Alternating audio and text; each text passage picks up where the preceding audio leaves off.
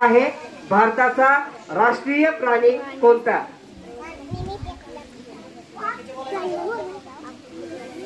या ठिकाणी जे उत्तर दिलेलं आहे ते आहे वाघ आणि म्हणून हे उत्तर अगदी बरोबर आहे। याबरोबर पहिल्याच प्रश्नाला 5 गुण मिळवून गोदावरी या गटानं आपली खातं या ठिकाणी उघडलेलं आहे। दुसरा प्रश्न गंगा या गटासाठी आहे भारताचे राष्ट्रीय फूल कोणते?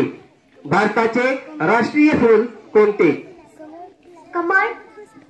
या ठिकाणी सुद्धा कसलाही वेळ वाया न जाऊ देता उत्तर दिलेलं आहे भारताचे राष्ट्रीय फूल कोणते आणि याचं उत्तर आहे कमळ आणि हे सुद्धा उत्तर अगदी बरोबर आहे। याबरोबर गंगा या गटानं सुद्धा पहिल्याच प्रश्नामध्ये आपलं खातं या ठिकाणी उघडलेलं आहे। ते वेगवेगळे प्रकार पडतात तर त्यामधील आधारित एक प्रश्न 1 ते 100 पर्यंत एकूण किती मूळ संख्या आहे? 1 ते 100 पर्यंत एकूण किती मूळ संख्या आहेत? 25। या ठिकाणी प्रश्नाचं उत्तर दिलेलं आहे 25। बघा आपल्याला माहित आहे की 1 ते 100 पर्यंत 74 काय आहेत? संयुक्त संख्या आहेत, परंतु या ठिकाणी उत्तर दिलेलं आहे 25 आणि 25 हे उत्तर मात्र अगदी बरोबर आहे। याबरोबर कृष्णा या गटानं सुद्धा 5 गुण मिळवून आपलं खातं या ठिकाणी उघडलेलं आहे। याच्यानंतर पुढील प्रश्न जो आहे तो आहे भीमा या गटासाठी अतिशय सोपा प्रश्न आहे राष्ट्रीय वृक्ष कोणता? उत्तर मात्र अगदी बरोबर आहे। याबरोबर भीमा या गटाने सुद्धा 5 गुण मिळवून आपलं खातं ओपन केलेलं आहे। आता यानंतर पहिल्या फेरीअंती 4 गटाचे गुण या ठिकाणी आपण जाणून घेऊयात। तर बघा गोदावरी या गटाने पहिल्या फेरीमध्ये 5 गुण मिळवलेले आहेत। गंगा या गटाने सुद्धा 5 गुण मिळवलेले आहेत। कृष्णा या गटाने सुद्धा 5 गुण आणि भीमा या गटाने सुद्धा 5 गुण मिळवलेले आहेत। पहिल्या फेरीमध्ये सर्व गट हे समान गुणावरती आहेत। यानंतर दुसरी फेरी या ठिकाणी सुरुवात होत आहे। तर दुसऱ्या फेरीतील पहिला प्रश्न गोदावरी या गटासाठी अतिशय सोपा प्रश्न आहे। बालकवी या टोपण नावाने कोणास ओळखतात? बालकवी या टोपण नावाने कोणास ओळखतात? त्र्यंबक बापूजी ठोंबरे। त्र्यंबक बापूजी ठोंबरे। बालकवी त्र्यंबक बापूजी ठोंबरे।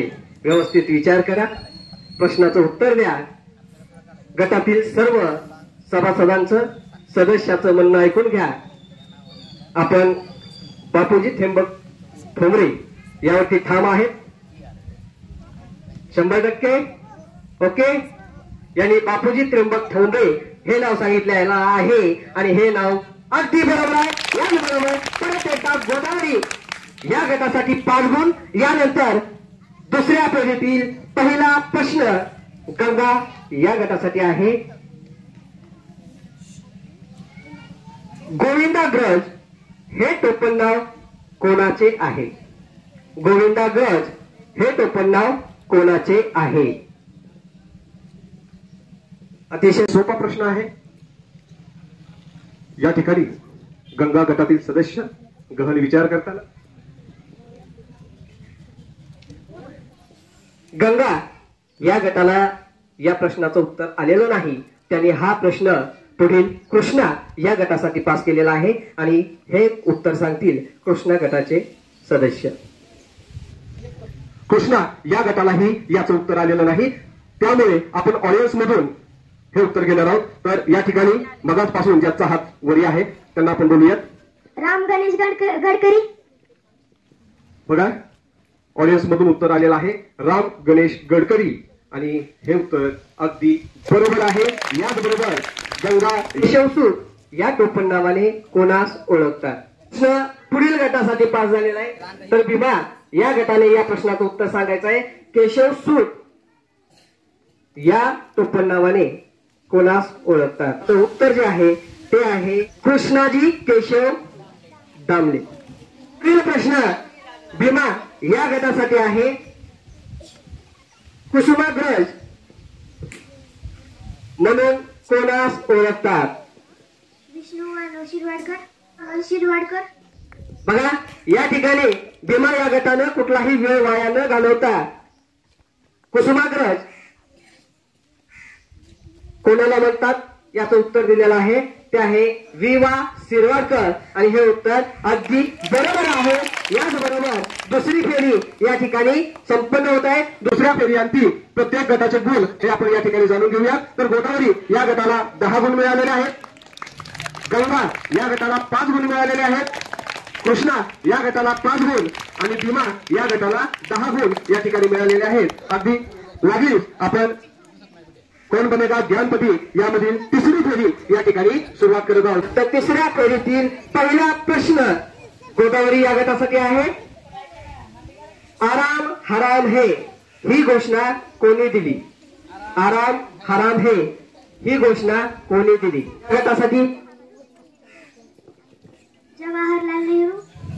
आराम हराम है या प्रश्नात ही घोषणा कोणी दिली या प्रश्नाचं उत्तर दिलेलं आहे गंगा या गटानं. आणि ते उत्तर आहे पंडित जवाहरलाल नेहरू. आणि हे उत्तर अगदी बरोबर आहे. त्याचबरोबर गंगा या गटाला सुद्धा 5 गुण मिळालेले आहेत. तिसऱ्या फेरीतील तुम मुझे खून दो मैं तुम्हें आझादी दूंगा ही घोषणा कोणी दिली? कृष्णा या गटासाठी हा प्रश्न पास झालेला आहे.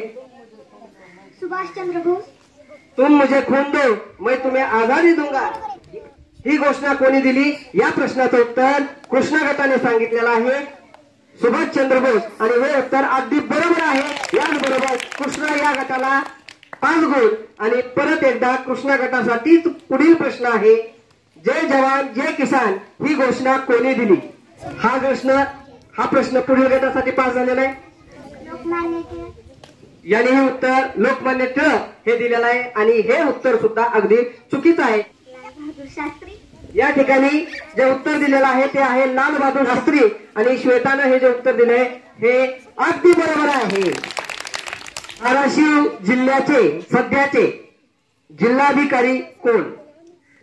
धाराशिव जिल्ह्याचे सध्याचे जिल्हाधिकारी कोण आहेत?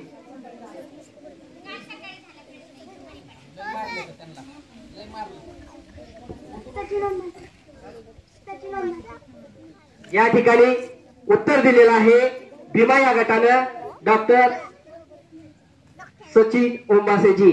आणि हे उत्तर अगदी बरोबर आहे. याचबरोबर भीमा या गटाला 5 गुण परत एकदा मिळाले. तिसऱ्या फेरीअंती एकूण गुण आपण या ठिकाणी पाहणार आहोत. तर गोदावरी या गटाला 10 गुण, गंगा या गटाला 10 गुण, कृष्णा या गटाला 10 गुण आणि भीमा या गटाला 15 गुण. तर अशा प्रकारे तिसऱ्या फेरीअंती भीमा हा गट 5 गुणने सर्व गटापेक्षा पुढे आहे. आता चौथी फेरी बदल राऊंडची होईल. पहिला प्रश्न, who is known as the father of Indian constitution?